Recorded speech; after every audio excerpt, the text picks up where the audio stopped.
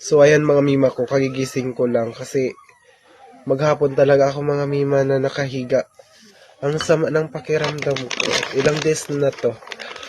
Balik kaya ko lang siya na gumawa ng content. Pero ngayong maghapon talaga mga mima ko, hindi ko talaga siya kinaya. Yung boses ko, grabe, ang sakit ng lalamunan ko. Minsan makati, minsan masakit yung lalamunan ko. Tapos yung barado kong, yung ilong kong pango, barado talaga mga mima, promise. Kaya, hindi ako nakagawa ng content ko maghapon. Kaya pagpasensyahan nyo na muna. Antay-antayin natin. Sana bukas magiging okay na talaga ako. Ngayon, ito lang muna. In-update ko lang kayo. Magkakape lang ako kasi wala akong ganang kumain ng kanin. Tapos, ito may tinapay ako. May palaman din ako dito. Ito. Ubus na. Pero, kaya yan. Ano na natin yan. Ano nga to? Simutin. Diba? So, kape po tayo mga mima.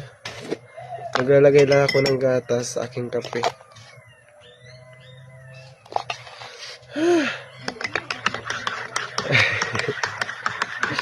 So, yan lang. Bye-bye muna.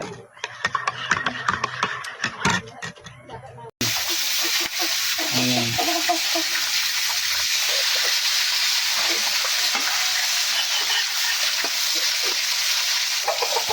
Okay.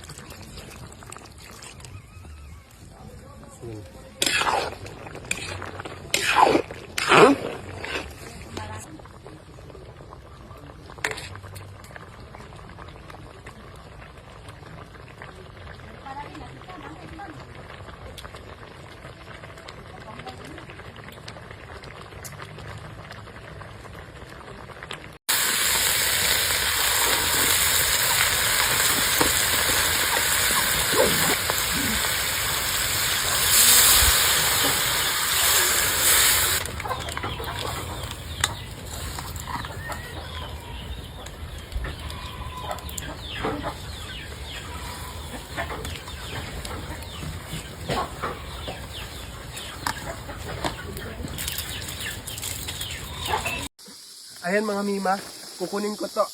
Pang-ulam to mga mima. Ayan. Yan. Tanim ng aming lula mga mima. Ayan. Ayun pa, ito pa. Oh, ang dami mga mima. No? Ayan. Kunin ko na to Oo, na. oo, dakan yan. Ito lamang kay Kurt, dakan yan. Marami na to? Yan, maraming, ano niya, maraming unad. Unad. Maraming gulay. Mga mima, marami na akong gulay dito. Ayan, oh. Ang dami ng gulay. Oh, ayan, oh. Kamuti, kamunting bago. Tapos yung tinatawag naming bago. Oh, di ba? Masarap na to mga mima. Ayan. Oh, okay na yan, mama.